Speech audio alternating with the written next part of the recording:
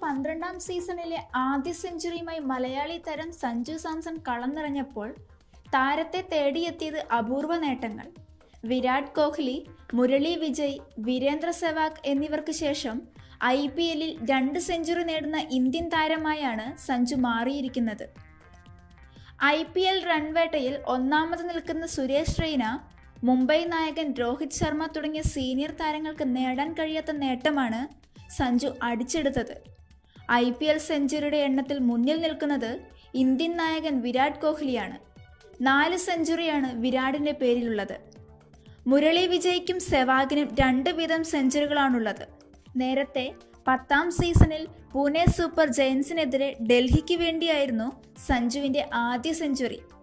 ഹൈദരാബാദിനെതിരെ 55 പന്തുകളിൽ നിന്ന് 102 റൺസായിരുന്നു മലയാളി താരം അടിച്ചെടുത്തത്. കഴിഞ്ഞ ദിവസം ചെന്നൈ സൂപ്പർ കിങ്സിനെതിരായ മത്സരത്തിൽ 8 റൺസിന് പുറത്തായെങ്കിലും സഞ്ജു 2000 റൺസ് ക്ലബിൽ ഇടം പിടിച്ചിട്ടുണ്ട്. 84 IPL മത്സരങ്ങളിൽ നിന്നാണ് സഞ്ജു ഈ നേട്ടം സ്വന്തമാക്കിയത്.